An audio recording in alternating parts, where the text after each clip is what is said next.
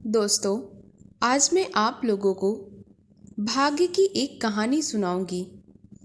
भाग्य से बड़ा कुछ भी नहीं होता। इंसान कितना भी मेहनत कर ले, परंतु उसे उतना ही मिलता है जितना उसके भाग्य में लिखा होता है। इस कहानी में भी कुछ ऐसा ही हुआ था। इससे पहले अगर आप मेरे चैनल पर नए हैं तो प्लीज़ मेरे चैनल को सब्सक्राइब करें, वीडियो को लाइक और शेयर करें। तो आइए कहानी को सुनते हैं। एक समय की बात है, एक गांव में ब्रिज नाम का जुलाहा रहता था। वह दिन रात मेहनत करके लोगों के कपड़े बुनता और फिर उन्हें बाजार में बेचता, मगर वह कभी सुख प्राप्त ना कर सका। हमेशा धन की कमी के कारण वह चिंतित रहता था, क्योंकि उसके साथी जुलाहे बड़े सुख से अपना जीवन व्यतीत कर रहे थे। हालांकि वे लोग इतने अच्छे कपड़े भी नहीं बुनते, फिर भी वे सुखी रहते थे। ब्रिज हमेशा इस बात से परेशान रहता था कि आज तक उसने धंधे में कोई हेर फेर भी नहीं की है। वह बड़ी ही ईमानदारी से और मेहनत के साथ अपना काम करता है, फिर भी भगवान उसे उतना नहीं देता जितना कि उसके साथियों को मिलता था, जबकि उसके साथी छल कपट भी किया करते थे। ब्रिज की पत्नी हमेशा उसे समझाती कि आप परेशान ना हो, भगवान हमें 2 वक्त की रोटी खाने को दे रहा है, यह भी कम नहीं है। हमें भगवान का शुक्रिया करना चाहिए कि हमें 2 वक्त पेट भर रोटी मिल जाती है। परंतु ब्रिज को अपनी पत्नी की बात समझ में न आती। एक दिन वह दुखी होकर अपनी पत्नी से कहने लगा, देखो प्रिय, हम तो इस गांव में बहुत दुखी हैं। हमारे जितने भी साथी जुलाहे हैं वे सभी अमीर होते जा रहे हैं। एक हम हैं कि गरीब के गरीब ही रह गए हैं। अब तो हमें इस गांव को छोड़कर किसी शहर में जाकर काम करना चाहिए। वहां जाकर हम भी अमीर बन जाएंगे। जुलाहे की पत्नी कहने लगी, देखो प्राणनाथ, अपना घर छोड़ना अच्छी बात नहीं है, और ये सब तो भाग्य की बातें हैं, और मनुष्य को अपने पिछले जन्मों के कर्मों का फल भी भोगना ही पड़ता है। इसीलिए जो भी रूखी सूखी मिलती है उसे खाकर गुजारा करो। जुलाहा कहने लगा, नहीं प्रिय, अब मुझसे यह अन्याय और गरीबी नहीं सहन होती है। अब तो हम इस गांव में नहीं रहेंगे। जुलाहे की पत्नी ने उसे खूब समझाया, परंतु उसकी समझ में कुछ न आया। बाद में हारकर बेचारी पत्नी अपने पति की बात सुनकर चुप हो गई और दूसरे दिन ही दोनों उस गांव को छोड़कर शहर की ओर चल पड़े। नए शहर में जाकर जुलाहे ने दिन रात मेहनत करना शुरू कर दिया। वहां पर अच्छे कपड़े के कद्रदान भी थे। उसे अच्छी मजदूरी मिलने लगी। जुलाहे ने थोड़े ही समय में बहुत सारा रुपए पैसा कमा लिया। उसके बाद उसने अपनी पत्नी से कहा, अब हमें अपने गांव वापस चलना चाहिए। हम यहाँ पर धन कमाने के लिए आए थे, वह तो मैंने जमा कर लिया है। जुलाहा और उसकी पत्नी शहर से गांव की ओर चल पड़े। चलते चलते उसे रास्ते में ही रात हो गई। रात के समय सफर करना उन्हें सही नहीं लगा, इसीलिए एक पीपल के पेड़ के नीचे रात गुजारने के लिए वे दोनों वहां पर लेट गए। करीब आधी रात के समय उसने 2 भयंकर प्राणियों को आपस में बातें करते सुना। उनमें से एक बोला, क्या तुम नहीं जानते कि इस जुलाहे के भाग्य में खाने पीने को छोड़कर और कोई भी सुख नहीं है? इतने पर दूसरा कहने लगा, हे कर्म, उद्योगियों को उनके कर्म के अनुसार अवश्य देना चाहिए, उसका फल तो तुम्हारे अधीन है। उनकी बातें सुनकर जुलाहा एकदम से घबराकर उठ खड़ा हुआ। उसने उठते ही सबसे पहले अपने धन की पोटली को देखा। वहां तो कुछ भी नहीं था। पोटली पूरी तरह से खाली हो गई थी। उसका सारा धन कहाँ गया? वह कहने लगा, हे भगवान, यह आपने क्या किया? मेरी तो सारी कमाई चोर ले गए। मैं लुट गया। मैंने कितने दुखों से यह धन कमाया था। अब खाली हाथ गांव वालों के सामने कैसे जाऊंगा? रोता पीटता हुआ वह फिर से शहर की ओर चल पड़ा। उसकी पत्नी ने उसे फिर कहा, चलो घर चलो, यह सब हमारे भाग्य में नहीं है। मनुष्य भाग्य के लिखे को कभी नहीं बदल सकता। मगर जुलाहे ने इस बार भी अपनी पत्नी की बात ना मानी और वह वापस शहर चला गया ताकि वह दोबारा से धन जमा कर सके। शहर में जाकर वह फिर दिन रात मेहनत करने लगा। ग्राहक तो उसके सब पहले ही बंधे हुए थे, इसीलिए काम की कोई कमी नहीं थी। थोड़े समय में ही पति पत्नी ने मिलकर काफी रुपया पैसा फिर से जमा कर लिया। एक बार फिर वह गांव की ओर चलने लगे। अब की बार वह अपनी पत्नी से कहने लगा, हमें रास्ते में नींद आएगी तब भी हम नहीं रुकेंगे। जब तक घर नहीं पहुंच जाएंगे, किसी भी जगह ठहरने का नाम मत लेना। उसकी पत्नी ने पति की बातों में हाँ में सिर हिला दिया।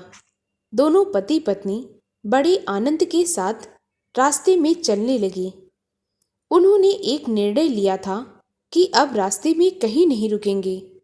मगर जो भाग्य में होगा होगा तो वही ना।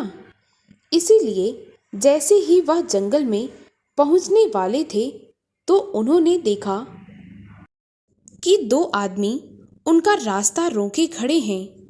उनमें से एक ने दूसरे से कहा, हे कर्ता, तूने इसे इतना धन क्यों दिया है, जबकि इसके भाग्य में तो केवल 2 वक्त की रोटी ही लिखी है।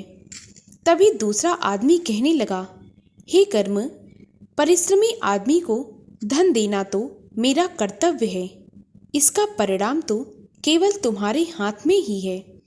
जुलाहा आश्चर्य से उन दोनों के मुंह की ओर देखे जा रहा था।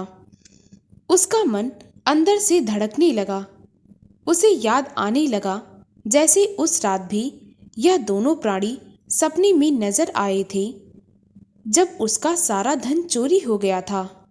आज फिर यह, कहीं आज भी यह दोनों उसके रुपए ना ले जाएं।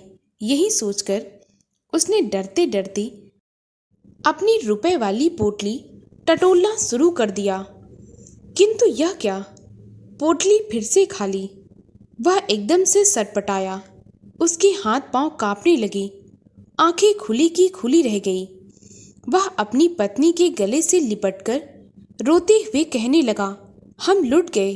हमारा सारा धन चला गया। हमारी सारी कमाई चली गई। हे भगवान, यह कैसा अन्याय है। मैंने कितने परिश्रम से यह धन कमाया था। कितने लंबे समय से मेहनत करता आ रहा हूँ, मगर आज एक ही पल में सब कुछ समाप्त हो गया। अब मेरे जीने का क्या ही लाभ है। मैं किस मुंह से घर वापस जाऊंगा। लोग मुझे खाली हाथ देखकर कंगाल कहेंगे, निखट्टू कहेंगे। हाय राम, अब जीने का कोई लाभ नहीं। जुलाहा अपनी पत्नी के गले से लिपट कर रोए जा रहा था। उसकी पत्नी बार बार यह कह रही थी, छोड़ो इसे। अब बार बार रोने धोने का क्या लाभ है।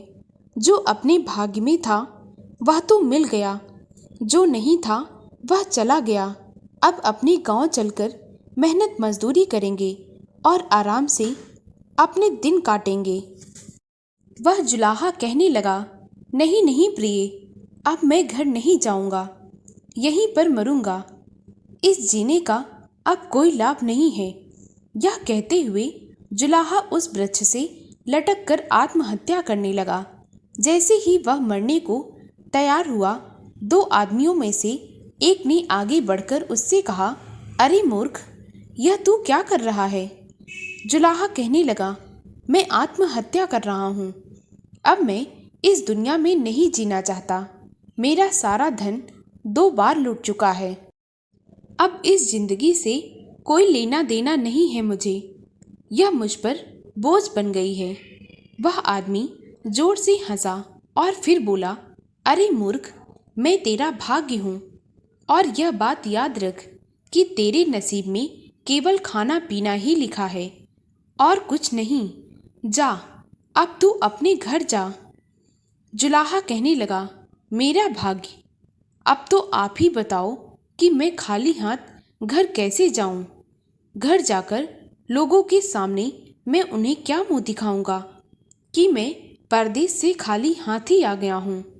नहीं नहीं, यह अपमान मुझसे नहीं सहा जाएगा। वह आदमी फिर से बोला, अरे भोले इंसान, जब तेरे भाग्य में धन ही नहीं है तो फिर तू इस धन की आशा क्यों करता है? जुलाहा फिर कहने लगा, बस बस, अब मैं इससे ज़्यादा और नहीं सुन सकता। मैं कुछ नहीं समझ सकता। आपने अपनी कह ली, अब मुझे अपना काम करने दो। अब मेरी भी सुन लो। मैं धन के बिना जीवित नहीं रह सकता। मैं सब कुछ सहन कर लूँगा, मगर लोगों के सामने यह नहीं कहलवाऊँगा कि मैं निखट्टू हूँ। मैं कुछ नहीं कर सकता। मेरे नसीब में धन ही नहीं, मगर मुझे तो धन चाहिए। वह आदमी कहने लगा, तुम तो बहुत जिद्दी लगते हो। जुलाहा फिर बोला, जो भी हो, पर मैं एक सच्चा आदमी हूँ। मैंने कभी झूठ नहीं बोला, कभी बेईमानी नहीं की और ना ही अपने धंधे में हेरा फेरी की। फिर भी मैं ही क्यों गरीब रहूं, जब झूठे और बेईमान हेरा फेरी का धंधा करने वाले लोग सभी धनी बैठे हैं। अब आप यह कह दोगे कि यह उनका भाग्य है। वह आदमी कहने लगा, तू बिल्कुल सही कह रहा है। मैं तो तुझे इतनी देर से यही समझा रहा हूँ कि हर किसी को अपने भाग्य के अनुसार ही मिलता है। जिसके भाग्य में जितना है उसे उतना ही मिलेगा, उससे ज़्यादा और उससे कम नहीं। मगर तुम केवल लालची हो, धन को जमा करने की इच्छा रखते हो। मूर्ख, इससे क्या मिलेगा तुझे? मैं तो तुझे कह रहा हूँ कि तेरे खाने पीने के लिए मैंने सब कुछ दे दिया है, फिर जमा करने के लिए इतना क्यों परेशान हो? क्या जीवन धन खाने से चलेगा अथवा रिजक मिलने से? जुलाहा कहने लगा, बस करो बस करो, मुझे यह भाषण नहीं, धन चाहिए। और अगर धन नहीं तो मैं तुम्हारे सामने ही मरूंगा। भाग्य समझ गया कि यह प्राणी धन के लोभ में अंधा हो चुका है। इसकी बुद्धि भ्रष्ट हो गई है। यह अब कोई बात नहीं मानेगा। इसीलिए उसने कहा, देखो भाई, यदि तेरी इच्छा यही है तो ठीक है, मैं तुझे एक उपाय बताता हूँ। उस पहाड़ की चोटी पर चढ़ जा। वहाँ एक मंदिर है जिसमें तुम्हें 2 देवता पुरुष मिलेंगे, जिसमें से एक का नाम गुप्त धन है और दूसरे का नाम आयुक्त धन। उनमें से जिसे तू चाहेगा उसे मैं तेरे नसीब में लिख दूंगा। यह कहकर वह आदमी वहां से चला गया। जुलाहा अपनी पत्नी को घर पर छोड़कर उस मंदिर की ओर चल पड़ा जिसके बारे में भाग्य ने उसे बताया था। वह बहुत खुश था कि अब तो मेरा भाग्य उस पर काफी दयालु हो चुका है। अब तो उसकी मनोकामनाएं जरूर पूरी होंगी। वह ऊंचे ऊंचे पहाड़ों पर छलांगे लगाता हुआ चढ़ता चला जा रहा था। धन का लालच भी कितना बुरा होता है। आदमी बड़े से बड़ा काम करते हुए भी थकावट महसूस नहीं करता। ऐसा ही उस जुलाहे के साथ था। 2 दिन में ही जुलाहा पहाड़ की चोटी पर पहुंच गया। वहां पर पुराने मंदिर में 2 प्राणी बैठे हुए थे। जुलाहे ने उन्हें पहचान लिया। यह तो वही दोनों थे जिन्होंने उनका धन चुराया था। जुलाहे को देखते हुए वे कहने लगे, आ गया मूर्ख, धन का लोभी। इसी लोभ के कारण तुम धन को जमा करके रखना चाहते हो।